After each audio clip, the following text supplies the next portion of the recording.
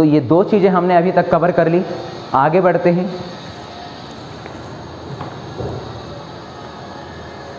Okay, that is a manganese, that is Mn, zinc की, copper की study करेंगे। Okay, तो इनका फंक्शन एरिया क्या है और इनका फंक्शन क्या है, डिफिशियंसी सिम्टम्स क्या है, देखते हैं बच्चों। तो यहाँ देखिए जिंक फंक्शन मैग्नीज का देख लेते हैं। Found in the seed and leaf, जो मैग्नीज है वह प्लांट के सीड और लीफ में स्पेशल रीजन में फंक्शन करने का काम करता है। दूसरा, जिंक का प्लांट बॉडी में हेल्प करना बहुत इंपॉर्टेंट रोल प्ले करता है। कॉपर जो है प्लांट बॉडी में ये भी मददगार होता है। इनका फंक्शन क्या है बच्चों, मैग्नीज का फंक्शन है एक्टिवेशन करता है किसको, कार्बोक्सिलेज एक एंजाइम है उसको एक्टिवेट करता है, और फोटोलाइसिस ऑफ द वाटर में भी मददगार होता है। जिंक किस तरीके से फंक्शन इसका, एक्टिवेट करता है कार्बोक्सिलेज को जो एक तरीके का एंजाइम है। ऑक्सिन जो एक तरीके का auxin are the synthesized part of the carbonic anhydrate and various dehydrogenase. Okay, तो अलग अलग तरीके के डिहाइड्रेनेज के में हिस्सा लेता है। ओके, कॉपर का क्या है, कंट्रोल करता है ओवरऑल मेटाबॉलिज्म को। कॉपर जो है प्लांट में मेटाबॉलिज्म को कंट्रोल करता है बच्चों। एक्टिवेटर एंजाइम के तौर पर यूज़ किए जाते हैं, रिडॉक्स रिएक्शन पे मददगार होता है। ओके, आगे बढ़ते हैं। इनके डिफिशियंसी की वजह से कौन कौन से सिम्टम्स दिखाई देते हैं, तो देखिए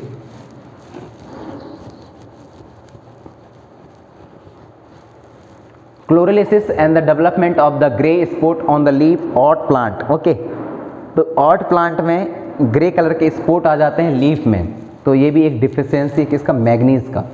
जिंक की क्या है, क्लोरोलिसिस इंटरविनल होते हैं, डिफॉर्मेड लीफ होता है और स्टैंडर्ड ग्रोथ को इफेक्ट करता है। ओके, और कॉपर की वजह से necrosis of the tip of the young leaf and D back of the suit. Okay, ये इसके कॉपर के डिफिशियंसी की वजह से आने वाले सिम्टम्स हैं। आगे देखिए, बोरॉन है, देन इसके बाद आपका मॉलिब्डेनम है और क्लोरीन है। सीड एंड लीफ में वाले एरिया में बोरॉन की ज़रूरत पड़ती है। प्लांट बॉडी के साथ में पार्टिकुलर रूट में ज़रूरत पड़ती है। प्लांट बॉडी में क्लोरीन की भी ज़रूरत पड़ती है। फंक्शन क्या है, uptake and the utilise of the calcium, calcium को ऊपर ले जाते हैं बोरॉन और उसके बाद में उसको यूटिलाइज करते हैं। मेम्ब्रेन फंक्शन के लिए हेल्पगार है। पोलन ग्राम जर्मिनेशन के लिए भी मददगार होता है बोरॉन। ओके, सेल एलंगेशन के लिए, okay, differentiate and the carbohydrate and the translocation में भी मददगार होता है बोरॉन। नेक्स्ट क्या है, मॉलिब्डेनम का यूज़ है किसमें किया जाता है, nitrogenase and nitrate reductase enzyme में। ओके, ये किसका यूज होता है, मॉलिब्डेनम का। एंड क्लोरीन का, it determine the salute concentration, ये सॉलिड कॉन्सेंट्रेशन को डिटरमाइन करता है। एनायर और कैरायन को सेल के अंदर बैलेंस करके रखता है बच्चों। कंट्रोल करता है इलेक्ट्रोलाइट न्यूट्रली पोटेशियम आयन को during the opening and closing of the stomata cell. Next इनका सिम्टम्स क्या हैं, डिफिशियंसी सिम्टम देखते हैं। Death of the root and shoot tip, मतलब लगातार रूट और सीड टिप का डेथ होने लगता है। डोमिनेंस एपिकल पार्ट के लॉस होने लगती है। ओके, फ्लावरिंग में इफेक्ट करता है, फ्रूट साइज में इफेक्ट करता है, डेवलपमेंट ऑफ रूट में इफेक्ट करता है। तो इस तरीके की यदि समस्याएं या सिम्टम्स आते हैं तो हम ऐसे केसेस पर जो प्लांट है उसको बोरॉन की कमी हो रही है और उसको हमें जल्द से जल्द फुलफिल करनी चाहिए। मॉलिब्डेनम में क्या है, retardation of the growth and the interval chlorosis, that means growth को भी इफेक्ट करता है और इफेक्ट यदि आती है तो मॉलिब्डेनम की भी हमें अच्छे क्वांटिटी प्लांट को प्रोवाइड करानी चाहिए बच्चों। क्लोरीन का क्या है, ग्रोथ में इफेक्ट करता है, लीफ गड़बड़ होने लगते हैं और फ्रूटिंग में रिडक्शन आती है, मतलब जो फ्रूट है उनमें कमी आने लगती है, उनके प्रोडक्शन पे कमी आने लगती है, तो वो किसकी वजह से, क्लोरीन की वजह से है। आगे देखते हैं, आगे देखिए टॉक्सिसिटी ऑफ द माइक्रोन्यूट्रिशन, किस तरीके से माइक्रोन्यूट्रिशन जो है टॉक्सिसिटी बनाने लगता है प्लांट के लिए, इसी को अपन लोग समझेंगे। तो माइक्रोन्यूट्रिशन यह कैसे टॉक्सिक हो सकता है प्लांट के लिए, देखेंगे। माइक्रोन्यूट्रिशन लो अमाउंट, यदि माइक्रोन्यूट्रिशन को लो अमाउंट में मिला तो ऐसे में क्या होंगे, decrease deficiency, moderate, increasing toxicity. Okay, that means decrease और डिफिशियंसी की वजह से और मॉडरेट की वजह से जो टॉक्सिसिटी है वह बढ़ने लगती है। टॉक्सिसिटी मतलब होता है जहरीलापन या प्लांट के लिए जो अच्छा ना हो। any minerals ion concentration in the tissue that reduce the dry weight of the tissue by about 10% of the considered toxic। और साथ में यहाँ क्या बोला गया, किसी भी मिनरल्स की कॉन्सेंट्रेशन टिश्यू के अंदर वो क्या करता है, रिड्यूस करता है किसको, ड्राई वेट को, किसके, टिश्यू के, किसकी मदद के द्वारा, about 10% of the consider toxic. Next क्या है बच्चों, critical concentration very, toxicity level very with the different plant, excess micronutrition toxicity, example the manganese and the toxicity। Okay, manganese है एक तरीके का टॉक्सिसिटी ही, एक्सेस माइक्रोनिज्म के टॉक्सिसिटी में देखें तो ये प्लांट को देख सकते हो आप लोग, हेल्दी और मैग्नीज टॉक्सिसिटी में दोनों में फर्क क्या है। मैग्नीज भी एक तरीके से प्लांटों के लिए अच्छा नहीं होता, यदि उसकी कमी होने लगे या वह ज़्यादा मात्रा में आ जाए तो। मैग्नीज टॉक्सिसिटी की बात करते हैं तो देखिए इसमें ब्राउन स्पॉट आ जाते हैं क्लोरेटिक वीन्स में।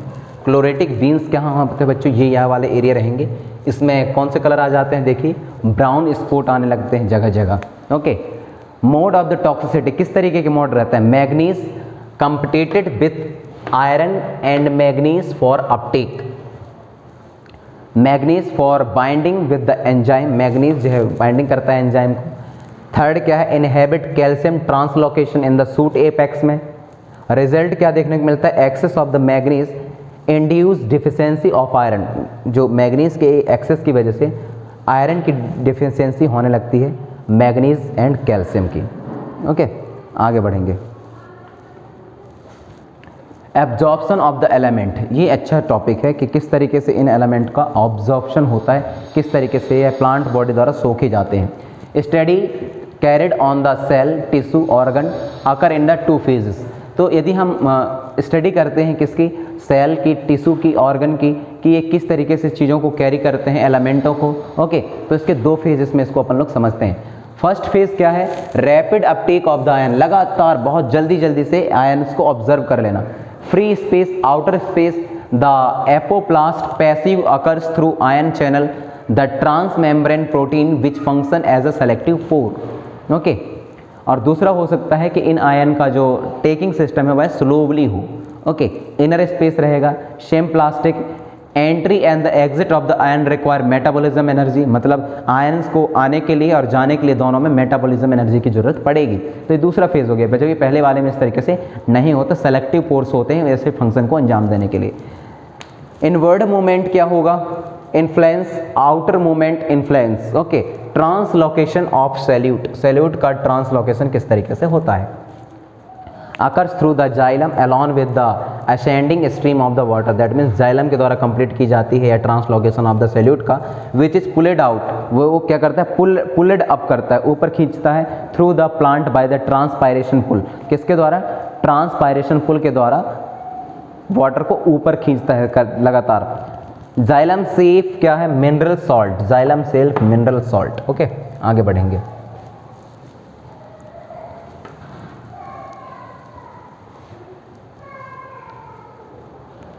Soil and reservoir of the essential element. Okay, जो सॉइल है, मिट्टी है बच्चों, वह एक भंडार है मिनरल्स का, एलिमेंटों का। किस तरीके से, nutrition essential for growth and development, weathering and the back down of the rock. तो जो न्यूट्रिशन है वह प्लांट के ग्रोथ और डेवलपमेंट के लिए बहुत ज़्यादा ज़रूरी है, और वेदरिंग हेल्प करता है ब्रेक डाउन, रॉक को ब्रेक डाउन करने के लिए। Enrich soil with the dissolve ion inorganic salt, और साथ में जो ऐसा सॉइल जिसमें बहुत ज़्यादा एलिमेंट डिजॉल्व है, आयन डिजॉल्व है, इनऑर्गेनिक सॉल्ट डिजॉल्व है। Since nutrition derived from rock minerals, और जो न्यूट्रिशन है वह लिया गया है रॉक मिनरल से, to they so their role minerals nutrition.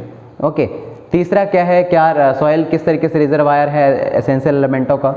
Other function of the soil, दूसरा फंक्शन जो है सॉइल का वह है हार्बर नाइट्रोजन का काम करता है, नाइट्रोजन फिक्सिंग बैक्टीरिया के लिए मददगार होता है माइक्रोब्स में, वाटर को होल्ड करके रखता है, सप्लाई एयर करता है रूट को, और act as a matrix use act करता है, इस्टेब्लिश करता है प्लांट को।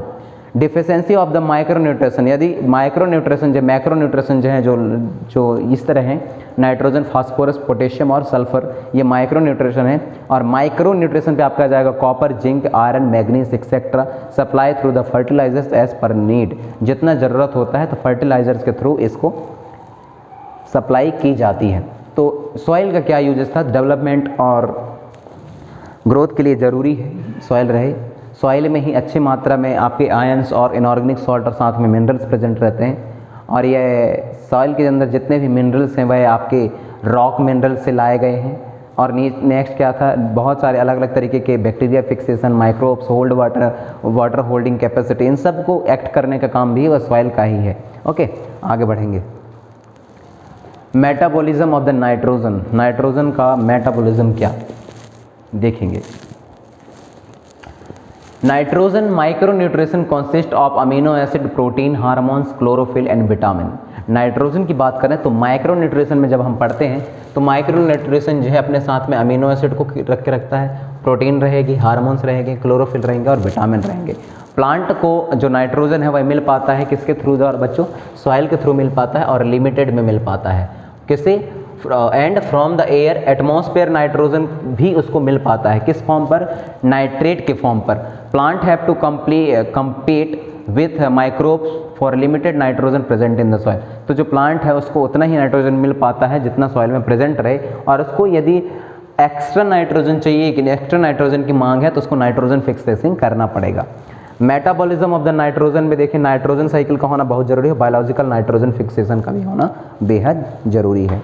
नेक्स्ट देखिए नाइट्रोजन साइकिल में कौन कौन से हिस्से पार्टिसिपेशन लेते हैं, इसी को देखिए। डेफिनेशन क्या होगा नाइट्रोजन साइकिल का, a continuous series of the natural process by which nitrogen process successfully from air to the soil to organism and back to the air soil involving principally nitrogen fixation, nitrification, decay and the denitrification. That means nitrogen cycle की बात करें तो nitrogen cycle में आप आसानी से कुछ चीज़ों को शामिल करते सकते हो बच्चों, जैसे कि लगातार कंटिन्यू सीरीज़ है, नेचुरल प्रोसेस है कि नाइट्रोजन जो है पास होता रहे एयर से सॉइल की ओर, सॉइल से एयर में कम बैक होता रहे, और इस तरीके के प्रिंसिपल जो है नाइट्रोजन फिक्सेशन को अंजाम देते हैं with different phases, nitrogen fixation, nitrification, decay and the denitrification के प्रोसेस के through. Okay, the process of nitrogen cycle में चार चीज़ों को शामिल किया गया बच्चों, that is a nitrogen fixation, दूसरा होता है अमोनिफिकेशन, तीसरा होता है नाइट्रिफिकेशन, तीसरा होता है डीनाइट्रिफिकेशन। क्या मतलब है इनका देखिए।